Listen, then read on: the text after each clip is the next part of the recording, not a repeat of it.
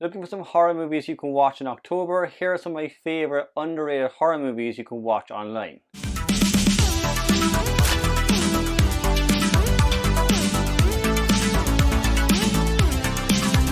Hey there guys, and welcome back to Dino Reviews. We are still going with our 31 days of Halloween for the month of October, and today I want to do something a little bit different. I wanted to go through some underrated horror movies that you might not have heard of. Now these movies, guys, you can actually catch them on Netflix or Amazon Prime, and I highly recommend checking them out for the month of October. So guys, we're going to kick things off with the first horror movie called Hush. Now Hush was released in 2016 and it's an American slasher film directed by Mike Flanagan and it stars Kate Siegel. Now the movie is kind of your typical home invasion film. It's very similar to movies like The Strangers, but it does have its own twist. Now the big twist of the movie is that the main character is actually deaf, and it does kind of add a lot of tension and suspense to the movie. It does give a great opportunity to play with sound, and it does put the audience into her dilemma. So a lot of times the sound just disappears from the film and we're left kind of wondering where the killer could be.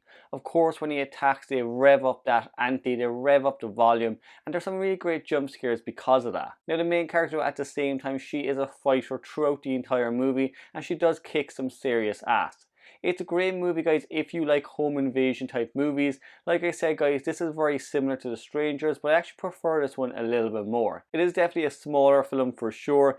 The cast is definitely dwindled down and the set locations are quite minimal, but I like that about it. I like that we're kind of based in this one setting throughout the entire movie and we're just there with the main character.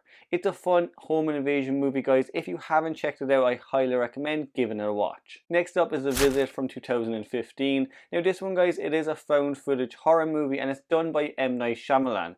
Now with M. Night Shyamalan, at this point in his career, he'd actually been getting quite a lot of duds, and a lot of his movies just weren't hitting the mark. This one centers around two kids who go to stay with their estranged grandparents for a week. Now when they get there, they do kind of slowly realize things aren't as they seem, and there's just something off about the grandparents. The grandparents in the movie, guys, they are quite unnerving, they're quite creepy, and just the acts they do in the movie constantly put you on edge. Now another great thing I love about the movie is actually how they use the whole found footage part of it. So with a lot of found footage movies, they do tend to feel forced, especially the newer ones that come out today. With this one, it centers around two kids, so they're constantly kind of filming on their phones and making their own little movies on cameras. I did enjoy that about the movie. I thought it made it quite fun, and it does kind of give a reason to have found footage. Now as well as that, guys, the movie is genuinely scary. There's a lot of jump scares throughout this movie, but it is also a movie that rackets up tension. There's a lot of suspense in the movie and build up to the big reveal that comes in the last act of the film. Now of course this is an M. Night Shyamalan movie, and of course there has to be a reveal. There has to be a big twist or it wouldn't be one of his films. And honestly, guys, the twist in this movie is one of the best parts overall.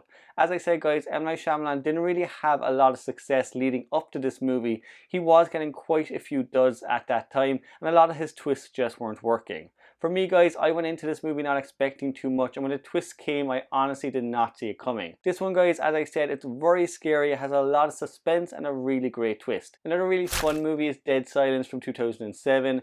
Now this one is a supernatural horror film directed by James Wan, and it was written by Lee Whannell. Now both of those, of course, they have produced some of the best horror movies we've got over the last decade, but this one is one that does kind of go under the radar. The story centers around a man that kind of returns to his hometown and slowly gets himself mixed up with a possessed doll and its owner. And Mary Shaw kind of plays the owner of this doll. Honestly, guys, she is one of the most terrifying parts of the movie. For me, guys, I wish we had more sequels to this movie because I do think as a villain, she is absolutely brilliant throughout the whole film. But the movie is very eerie, it's very creepy, and honestly, it's probably the scariest haunted doll type movie I've seen in a long time. It definitely gives Annabelle a run for its money, and I just wish we got more sequels. But the movie also has a really good plot and a really good mystery to it.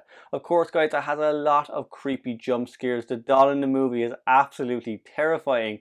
But overall, guys, if you like a kind of creepy doll ghost story movie, this will be one to check out. Next up is The House of the Devil from 2009. Now this one was actually written, directed and edited by Ty West. And if anything, guys, it's a love letter to those great horror movies from the 1970s.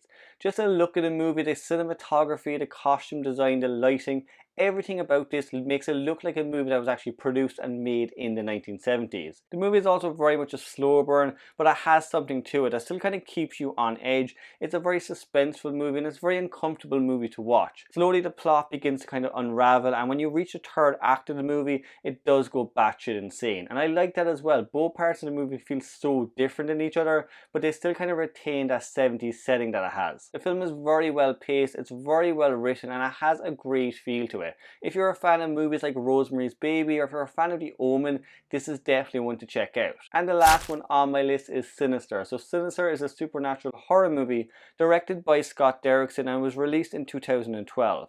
So the movie follows a kind of crime writer that moves into this house with his family. Now he discovers these tapes up in the attic that have videos and images of the previous owners. Now what he does discover is these kind of disturbing and really graphic images on there, and they relate to this kind of pagan deity that's kind of cursed the tapes. Now this movie was released about the same time as The Conjuring and Insidious, and I do think a lot of people forget about this one. There is a sequel. Honestly, you don't need to see the sequel, but the first one is the better one for sure. What I like mainly though about the movie is Ethan Hawke's performance. He plays a crime writer who slowly kind of goes mad and just insane with these tapes. He needs to find out this mystery, and his performance in the movie is by far the best thing about it. Now the movie does still have a lot of cliches that kind of come with movies like Insidious and The Conjuring, but honestly they're really good jump scares. If you like a movie with great jump scares, this will still be one to check out. It's a creepy movie, it has some really interesting imagery, it has really good visuals throughout the whole film, and a really fun story. Honestly guys, I hadn't seen this one for quite some time and I only watched it recently and it still gives me the frights. But guys, that's just some movies that I personally really enjoy, and I do consider them very underrated. Make sure guys you let me know what underrated horror movies you enjoy in the comments below. As always guys, remember you can pop on that notification bell, you can subscribe to the channel if you like, and I will see you in the next one.